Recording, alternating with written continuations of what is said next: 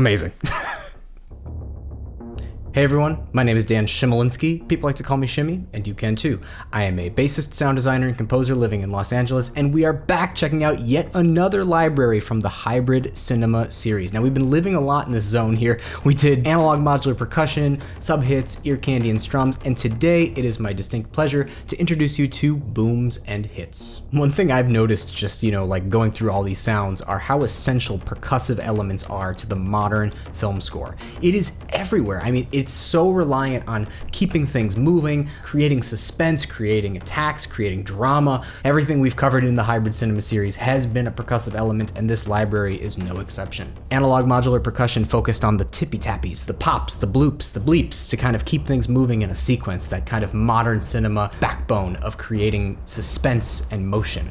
Ear candy and strums brought us the upper harmonic sweetness that we need to kind of just keep a listener engaged, tickle the eardrums, and really percolate the senses. Sub-hits was about the sub-register, really kind of obliterating that low end, creating a lovely earth-shattering bed for anything that you want to put on top of it. And today, we're talking about the showstoppers. You're gonna realize very quickly what we have in booms and hits here. This is really meant to just kind of be the absolute on a dime showstopper. You've got treble, you've got sub. It's almost like a combination of ear candy and sub hits perfectly tailored into a hit that's just gonna absolutely explode your score. We're gonna start by taking a look at the parts that you get in booms and hits, and then we're gonna head over to the program section and check out some programs that other sound designers have worked on, and I've also done a fair amount as well here, so I'm gonna break down some of my favorites that I've created. But without further ado, let's begin. Now we get 5 parts in booms and hits, and they are all very different from one another. I'm gonna describe kind of what I picture them to be different and what makes them different for me. Also, Trolls has weighed in here as well, so you're getting it straight from the source. Now the first part we're starting with here is Cataclysm, and this is my personal favorite. Think dystopian, world-ending, natural disaster, missile has just imploded into the ground, that kind of sound. These are really dark, big, thick, and just kind of otherworldly, and it is my personal favorite. So here is Drum Cataclysm.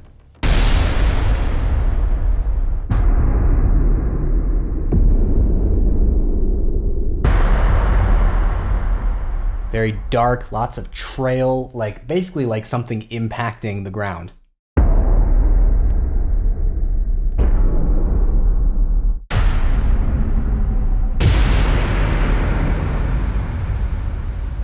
What a trail, I love it.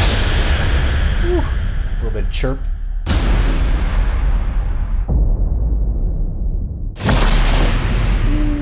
Now here's something that differentiates this library from, say, sub-hits for me personally. A lot of these samples actually have a little bit of a run-up. It's a little bit more of a compositional approach to the sample, right? So your main hit is not necessarily always going to be right on the downbeat. You may need to anticipate it a little bit more. But it is a full picture impact. You get a little bit of a rev to a hit and a beautifully constructed trail.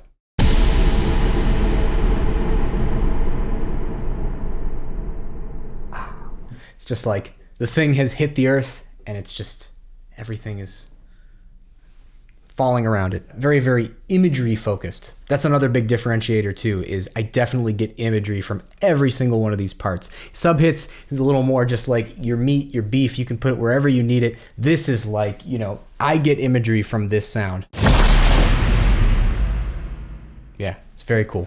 Let's check out drum hits. Now, this to me is the simplest, cleanest part in this library. You'll notice that's kind of a theme across all of these. It's like, yes, you get your big, your brash, your crazy treatment stuff, but you also get your super clean, focused, tight hits as well. This part is made with both analog and acoustic elements, and it's really focused on just preserving a clean sound, but still being big and huge and just exactly what you need from a drum hit.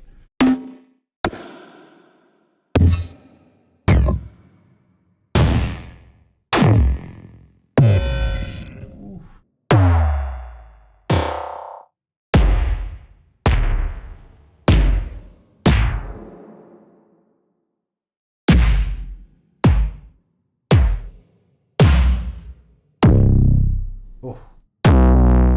There's the analog. Woo.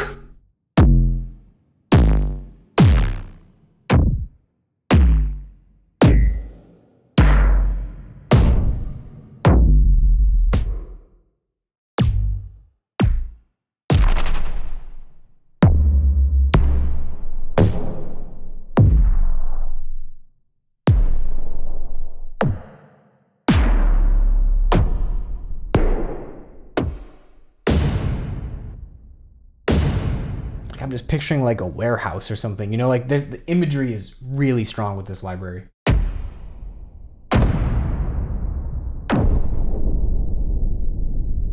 Oh. Yeah. Super dope. So a little bit cleaner. You're definitely focusing on the attack portion of this. You see how this differentiates from like sub hits? It's not so much like obliterate your low end. It's like tight, focused, right where you need it, with a beautiful level of reverb and treatment just to kind of give that awe factor to it. You know, I love this part. Synth hits is similar in the sense that it's a hard focus on like modern production and clean attacks, but it is limited to just synthesizer sounds, both analog synthesizers, modern and vintage. So some really cool stuff in here, whether you're just trying to get some really clean synth drum hits or you want to do some tonal percussion stuff, it definitely all lives in here. So this is synth hits.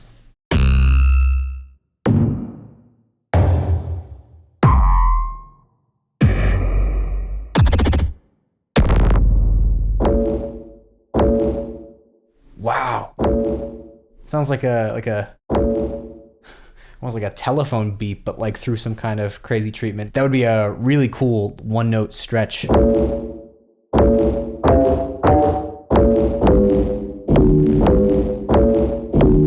Yeah. Anyway, carry on.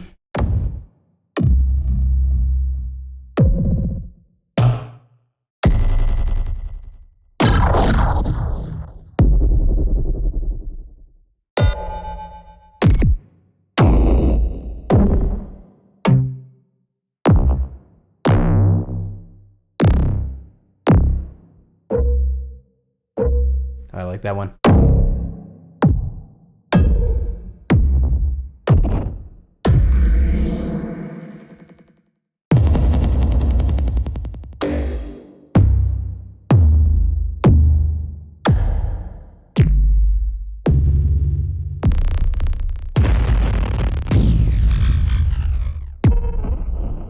Oh yeah, I love that. Like a little bit of like bit crushy noise.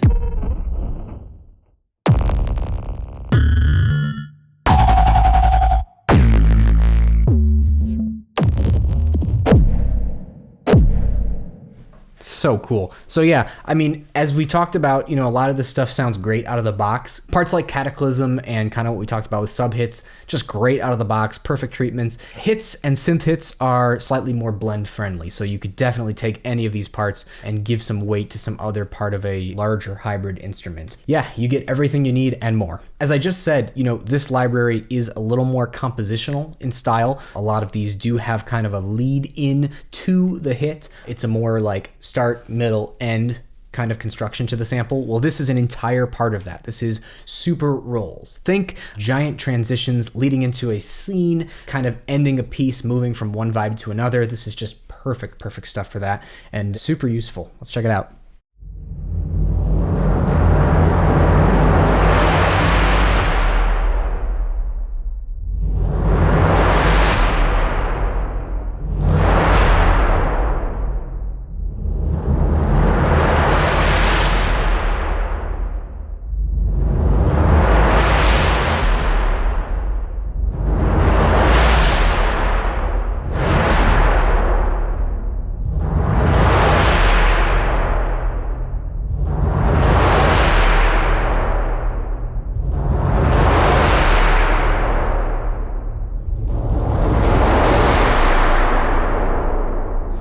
Super awesome. You get the picture. So definitely a good mix of both the acoustic and the non-acoustic. A lot of that stuff sounds like timpanis to me. I don't know if it actually is, but one thing I did want to point out is since we kind of have symmetry here in terms of like a lead up to a hit and then the trail, to me as a sound designer, especially with the offset tool, envelopes, and being able to reverse samples, that's kind of like 3 samples in one. So check out this here. Let's just do a one note same, B2. Okay, so that's your sample. But if you use the offset tool, you can delete that whole roll and get another just straight up impact. Let's find the sweet spot. A little longer.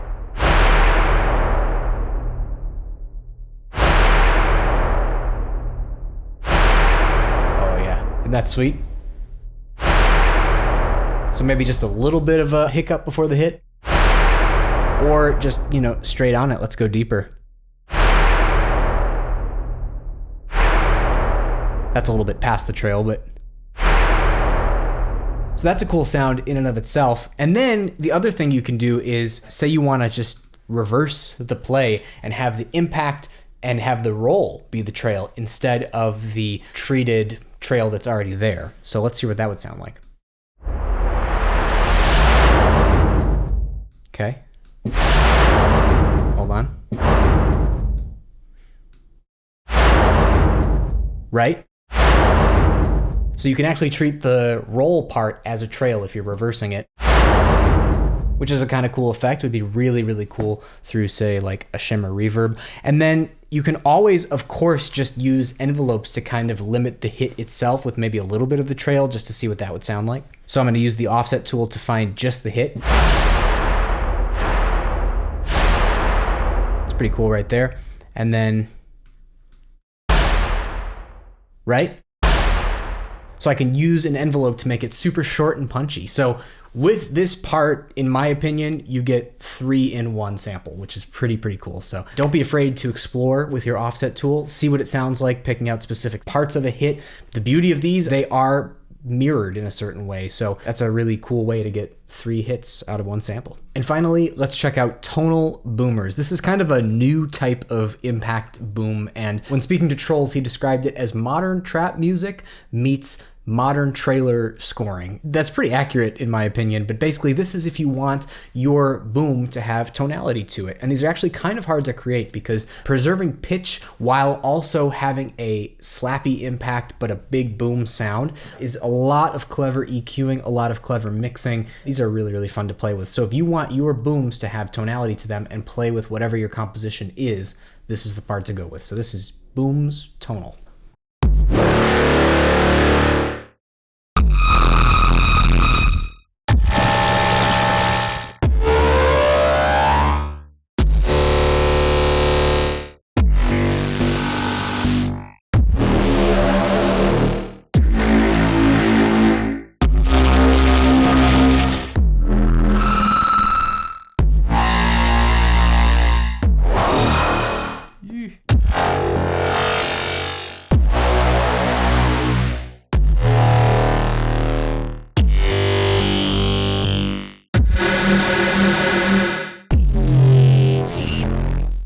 Oh my gosh, it just like obliterates the stereo field.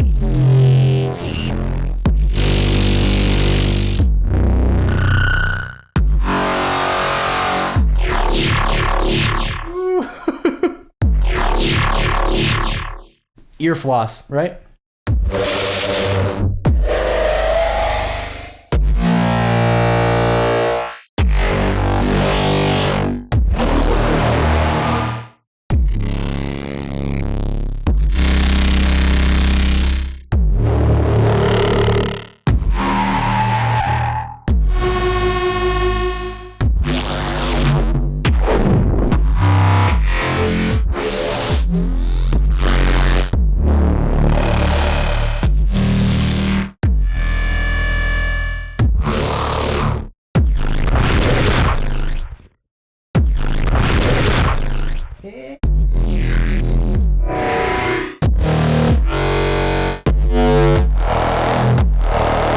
Wow, there are so many of them too. So just super gritty, visceral.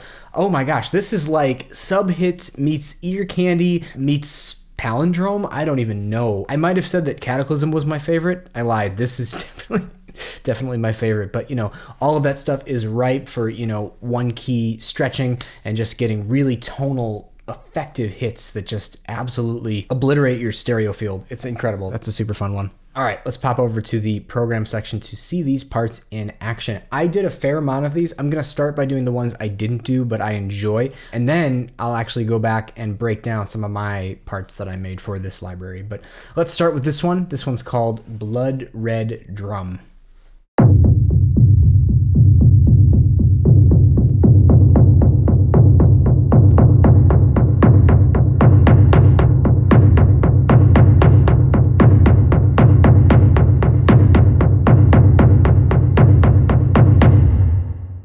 Yeah, so blood red, definitely picturing some kind of like anticipating a battle sequence type thing. You know, imagery is the name of the game with booms and hits, and these programs are no exception. Let's check out Dark Energy. We've got our CC to cut off here. This is just a super easy way to kind of orchestrate a sequence or some kind of thing that you're doing with MIDI. Very quick, dark to bright.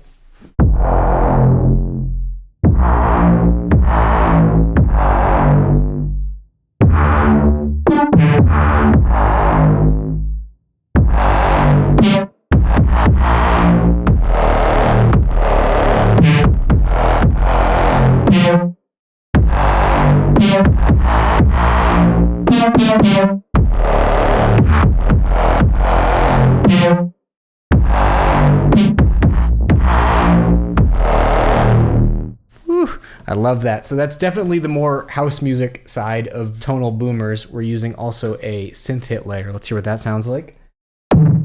Cool, nice. Adding a little bit of a hollow knock to it, and then the boomer is a little harsher, right? So knock plus harsh, and yeah, that's very, very effective. And we got it going through a analog distortion, a little bit of EQing action, and a compressor, and it's just a super tight, effective part. Yeah, I love it. And you do get the time stretch element there, so it does get faster as you go higher up. But yeah, great utilization of one note stretch. Let's check out Distorted Dimension.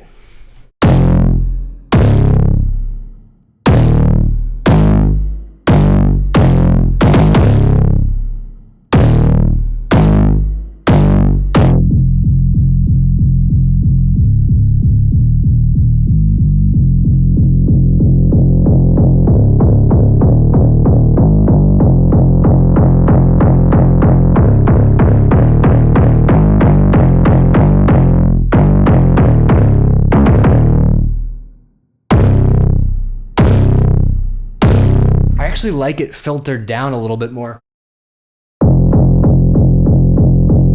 Get yourself an ARP, and that's gonna treat you nicely.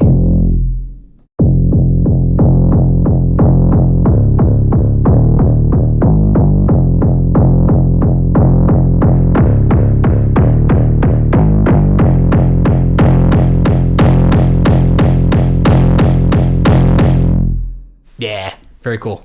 I remember this one, and I actually added it to my favorites because I wanted to investigate it. It's called Glitching Drum, and it sounds super glitchy, but near as I can tell, unless I'm missing it, none of the processing is glitch related. There's no bit crushing, there's no distortion. But you'll hear in a second, it sounds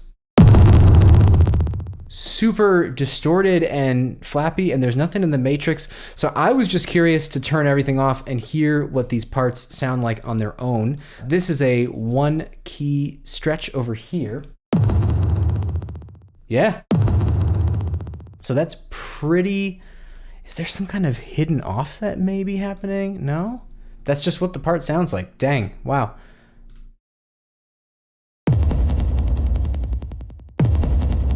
Very cool. And then the second part. Nice. Okay, cool. So, you know, as we're getting into this stuff, you will be able to tell that you are getting a full range of sounds here. You're getting your upper kind of poppy stuff. Don't even need to add any kind of distortion or effect. You get this really cool glitch sound from just the parts alone.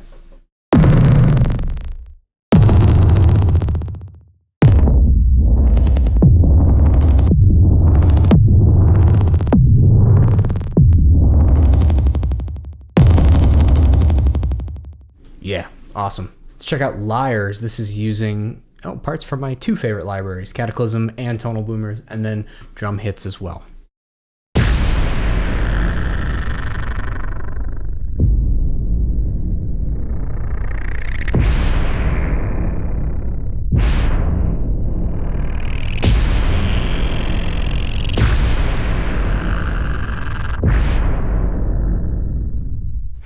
So giving a little lilt to the mod wheel there. Don't be afraid to use that like a dynamic instrument in and of itself. This one's called My Heart. I love that there's just all this filter action happening here. Really effective for booms.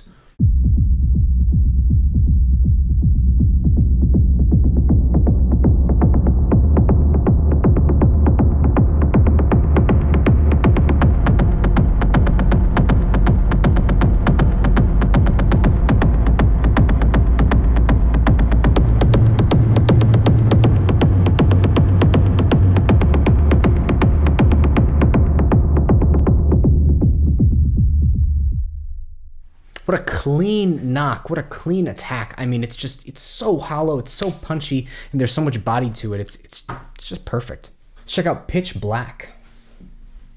Again, imagery. Imagery is everything here. Pitch Black.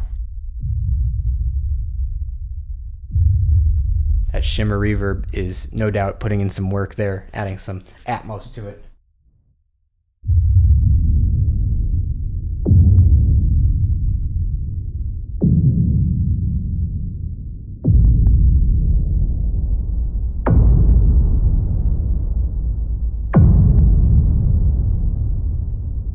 I'm getting like Discovering a Shipwreck vibes underwater, the lights, the green murky water.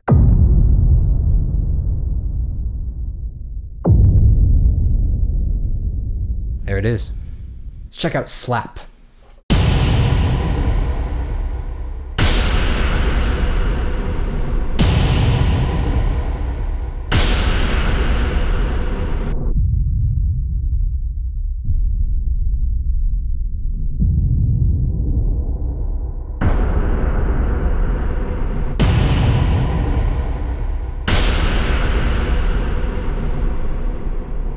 Yeah. So again, filter to the mod wheel. It's the move. It kind of just really gives you that control that you need to shape a scene or, you know, some kind of crescendo. And finally, let's check out Wrong Impact.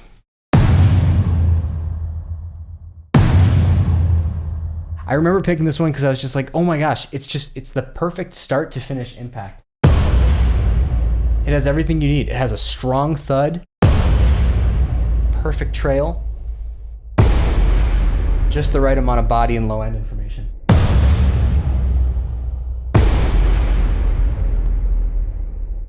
That's the right impact, if you ask me. So now I'm going to actually break down some of the programs that I've made for this library, and I have to start with this one because I pride myself as a sound designer on creating programs that are easy to understand, easy to play, require no explanation. This is my one exception, and I have literally titled it Play E3 then D3. And if you are coming to this tutorial solely because you've just purchased this, you recognize that this part has DC on it, and you know that I do these demos, and you're wondering why there's no sound for most of these keys. It's because this is a very particular part, and I will tell you what I was going for. Have you noticed the trend in modern kind of dramatic cinema trailers where it'll kind of be a really harsh upper sound that's like stuttering and then it just implodes and there's a huge boom? I'll try to articulate it with my mouth, but basically the sound is right? Have you seen that before? I feel like it's everywhere. I feel like every time I turn on the TV, the radio, you know, in a world. And I tried to create that sound, but it involved a little bit of trickery. So first, a quick explanation of why I've limited this to just one key. And that's because currently you can only have one or the other. You can either have reverse or you can have a one note. You see how all this stuff is kind of in the same UI category? This may change, but for now, if you want to use one specific note and reverse, you actually have to limit it to that note, which I have done to E3. So I'm just gonna start by soloing this part here and play E3 for you so you know what that is. Check that out. So I have a pan, it's kind of crunchy, it's upper harmonic-y. That is the sound I wanted to go with, and I wanted it to be reversed. So I've limited it to just, this is my personal hack to limiting sounds when I want to do a one note same and reverse, is literally just limiting it to the one key that it lives on. Likewise, I wanted the resulting hit, the psh, psh, psh, psh, boom, to reside on a different key and not play with any of the other keys. It would be kind of ineffective if I had the hit come in at the same time as I have the buildup, right? So this is my hit, and I have put it on D3, which is the key, the next white key over. And this is a one note same, not reversed, C#2. So that hit sounds like this. So that's going to be my explosion. And basically, the only other explanation I have to do here is this is kind of helping with the lead up. So this is what the lead up sounds like with everything in. Cool, right? And you kind of do have to time it with the gate because that is what I'm using on here. And I can see you scratching your head. How did you make that boom sound when you have a gate on there? Well, I've used this little trick here that I definitely endorse. Don't forget that any control surface you have via a MIDI control, any one of these knobs, everything is mappable, including the sustain pedal, which is currently living on CC 64. So, in order for this part to work, you have to time it so that basically that lead in happens, and then you hit the pedal to remove the gate, and then you hit your boom. So, I'm going to perform this very weird and complex part for you now.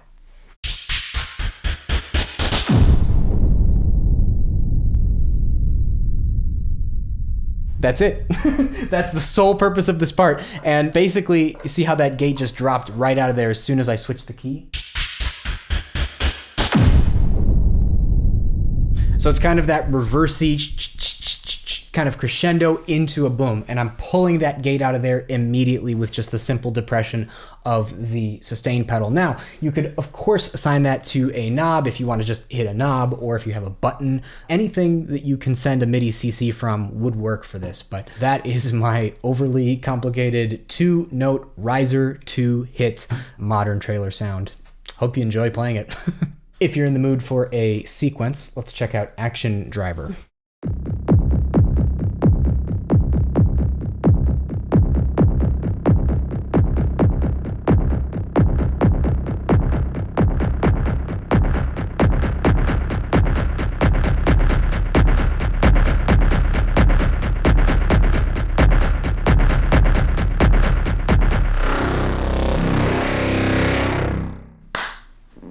That's a great ending to it. That's super, super cool. I forgot there was that trail in there, but that's really neat. Basically, I wanted to accomplish a couple things with raising the mod wheel. Obviously, the tone of the compressor. So that's actually how I'm making my dark to light, is this tone tool here. I like using the tone on the compressor when I don't want to mess with the resonance that exists in the tone sliders on the parts or any characteristics of the filter. I find that the cleanest way to get a characterful tone adjust is through the compressor. So obviously the mod wheel moves the tone control there. It also increases the delay, so you're getting more stereo action, as well as the LFO on part 2. So that is also doing some stereo stuff as well. And the volume of that part is controlled by the mod wheel. So motion on one part and then increasing the volume is another way to get kind of more of a stereo image. One more time.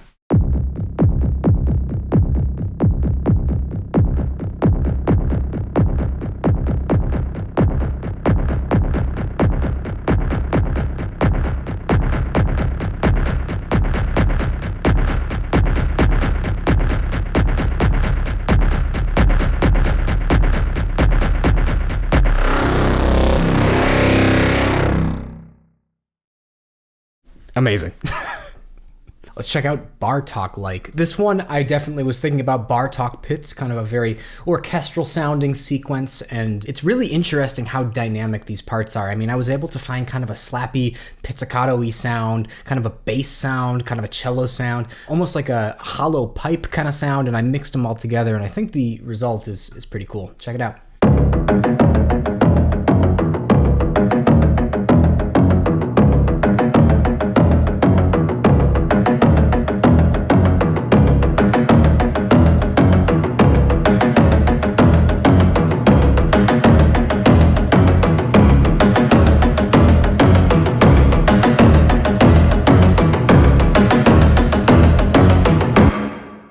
Yeah, so that's really, really fun. Let's break down these parts. So part 1 is kind of the most hollow, squelchy sounding one. That comes from the synth hits. It's definitely some kind of like high resonance filter action happening there. And then part 2 comes from synth hits as well. And that's kind of a little bit of muffled lower resonance happening.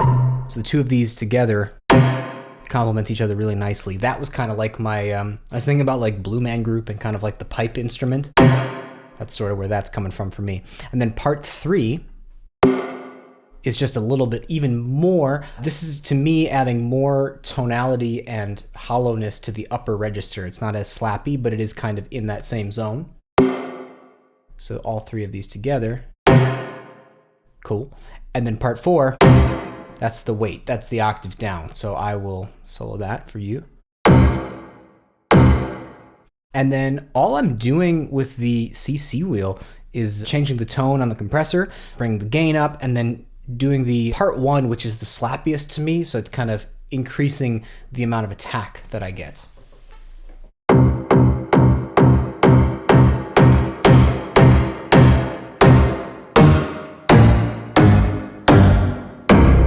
Yeah, so I get Bartok Pits vibes from that one. Here's another sequence. This one's called Beefy ARP.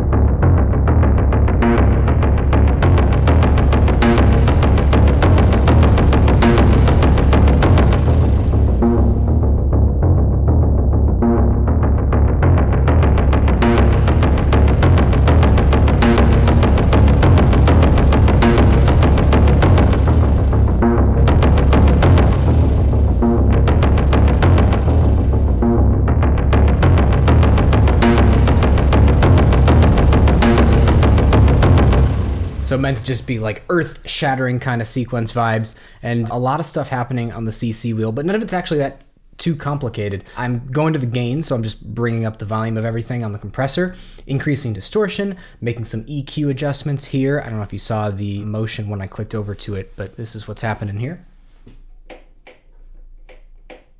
So a little less resonance and a little more bass when I raise the mod wheel. And then I'm actually have an LFO going to the panning of part 1 and part 2. I don't think that's controlled. Yeah, that's just happening. And those are actually synced square wave LFOs. So that's kind of a neat trick when you can have an ARP and sync everything together so that you're literally getting, you know, panning motion on each note. Very, very cool.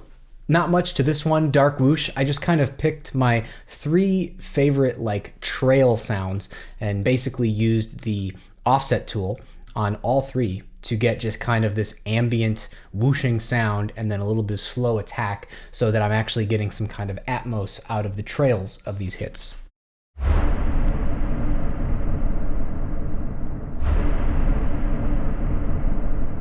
And then I forgot what the mod wheel does. Let's find out together. Cool. So it's bringing up the wet dry of the scatter delay. I don't know if you could hear, but da-da-dun. Getting a little bit more left-right action there.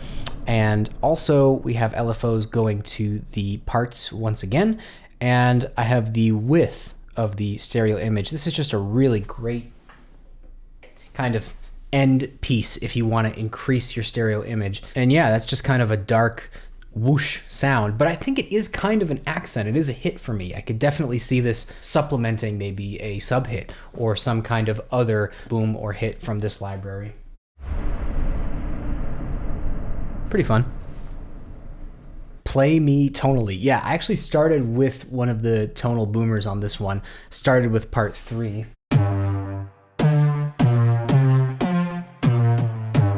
And then basically supplemented it with, I left part 4 on. Here's part 3. So supplementing that with a hit, and then another tonal one.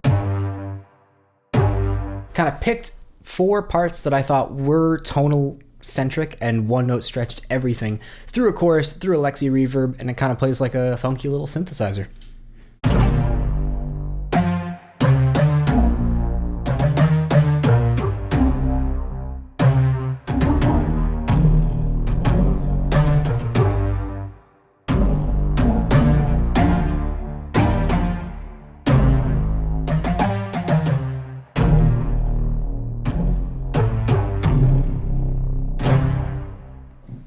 just really more of a thought experiment. Can you get kind of a tonal instrument out of these booms? You know, I think, as I've said many times before in these, we have a tendency to go to just, you know, creating crazy things and living within the library and kind of getting a little bit of tunnel vision. Like, these are just booms, these are just hits. But a lot of my programming is trying to create other stuff from this source material. And so basically that was kind of my attempt at creating a tonal instrument. I think it worked out pretty well. Pop hit. This one is kind of the tightest, cleanest pop kick sound that I could possibly make. And I think, if I remember correctly, yeah, I just have some darkness and brightness control through the EQ.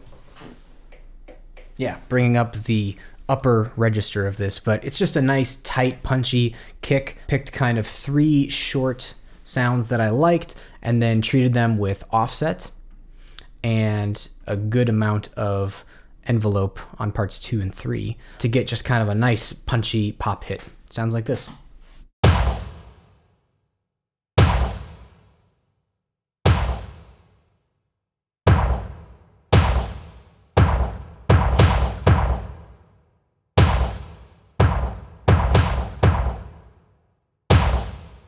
So subtle control, but just sometimes putting a high shelf on the end of it in an EQ and just kind of, you know, moving the darkness that way is really a flat, no character way to just kind of give yourself some orchestrational control. And if you're curious, here's what each part sounds like. Part 1 is just a straight up sample. This is kind of where I started. Felt that was really clean and punchy and just didn't need much. No offset, no real envelope stuff happening. Part 2 sounds like this. And it's kind of just like I was adding almost like if you had a little bit of snare in the background, a little bit of texture, a little bit of noise. And this does have some offset. I think it was a larger hit and I kind of removed some of that. And also decay. If we go, let's get rid of this and just see what it sounded like before that. Yeah, so that was a little too abrasive for me. I liked the trail of it. I liked the kind of noise, the sound of it, but I didn't like that combined with this. I felt that was too heavy. And then part 3, I think I did something similar. Yeah, it's just like a little bit of like that kind of bit crushy trail that we were kind of talking about before. And again, that's using offset and envelopes to kind of remove the heaviness of the kick. I felt that part 1 really just kind of, you know, mastered the attack part of it. So move the tone control up to 65%. Also just, yeah, some basic treatment here. Got our compressor, a little bit of quick plate reverb, and you're good to go. This is a fun one. This is Taiko Ensemble. I'm clearly going for a taiko drum sound, put a little ARP in here. This is just kind of a testament to what I was talking about before with the rolls, with, you know, offsets and envelopes. You can turn these samples into anything. So you'll see that 1, 2, 3 of these are rolls, but I've offset them, all of them, to just isolate the hit. And having the trail of it really allows to kind of get a taiko-esque sound, and I think it's really effective. But cool stuff happening here on the mod wheel as well. One of the EQ bands is controlled by the mod wheel, also the low pass cutoff, tone controls of part 1 and 2, LFO is modulating the pan of 1, and then also part 3 and 4. So just generally everything is kind of moving with the mod wheel. Here's Taiko Ensemble.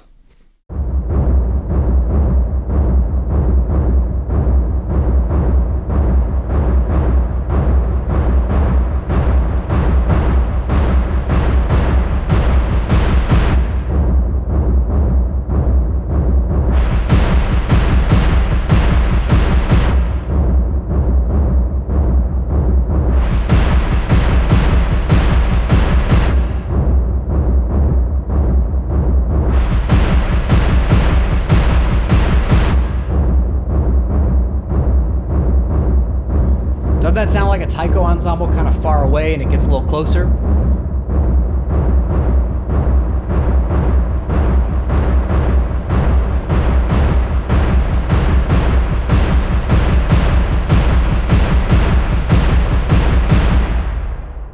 Yeah, I love that one. That's one of my favorites. But, you know, if we're going to go ahead and just take a look at where these parts come from real fast, just so you can see what I'm talking about with this offset power here, you know, all of these started as rolls. If we go to part 1, or 3 out of the 4 started as rolls. If we go to part 1 and we just isolate that hit and remove the offset, there's a little bit of an anticipation into it, right?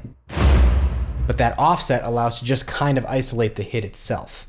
Part 2, same deal.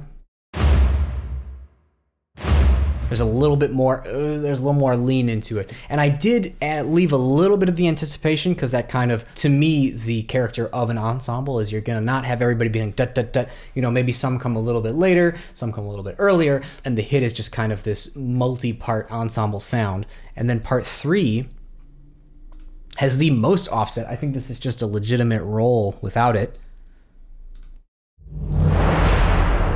But I liked the timpani aspect of it, the big, boomy, resonant drum aspect of that one. And so the offset just kind of really allowed me to isolate it.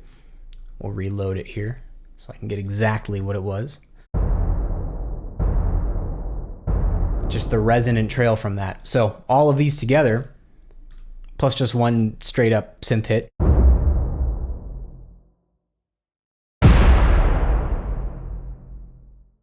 Sweet. So yeah, really enjoyed walking you through some of the parts that I made. You will get all of these parts if you purchase the library. These are not including any, I didn't see any hidden gems in here, so you should get all of these. I'd love you to explore them, make your own adjustments to them, and you know, always treat the programs as starting places. I mean, that's just a great like MO for anything. Synth presets, Soundpaint programs, anything that's like, here's what we want to present to you, especially like the main parts that are really well treated through, you know, EQs and reverbs. All that stuff is a starting location. That is for you to tailor to specifically what you want to use it for, and you know, is meant to just kind of inspire and show you some of the possibilities. But I really have a great time going through these and really trying to make programs that are fun to play, especially E3 than D3. That's definitely my most ambitious endeavor. But give it a try. Tell me how it goes. Some things are a little tricky with this one, you know, obviously like you kind of have to time it. Be great if we can get some trigger modes on some of this stuff like the gate or the LFOs. But for now, this works for me, and I hope it works for you too. So that is hybrid cinema, booms and hits. And where does that leave you, the sound painter? Well, I can tell you one thing. The other parts in hybrid cinema that we have covered have been a little more specialized. They really focus on just perfectly nailing that sound within a specific region of the frequency spectrum. And I think it's important to have all of them because, you know, you do get a full spectrum of frequency possibilities. But booms and hits to me is kind of a best of all of the hybrid cinema parts. There's definitely been a lot of focus to the upper harmonic information of these parts, like ear candy and strums. You're getting great sequencing material like an analog percussion, and you're getting some stuff that's not in any of it. I think those rolls are some of the most unique parts I've ever played in Soundpaint, and tonal boomers are just a really fun way to create kind of melodic hits instead of just your standard, you know, this actually is going to work with whatever you're musically composing. It's a really cool collection of parts, and I really recommend you pick this one up. It's super fun to explore, super fun to mess with, and you know, this stuff is just like putty at a certain point. You know, I'm talking about how super rolls to me is sort of a mirrored 3-in-1 hit. That's something that I didn't even realize until, you know, probably 3 or 4 days into playing this is, wow, you know, you can really dissect exactly what you need and get some unique sounds out of all of the source material here, and I encourage you to do that because it really is the joy of programming in Soundpaint. So that's all I have for you. Thanks for taking this journey with me into hybrid cinema, booms and hits. Definitely check this one out. Can't wait to see what you do with it, and I'll see you next time. This is Shimmy, signing out. Take care.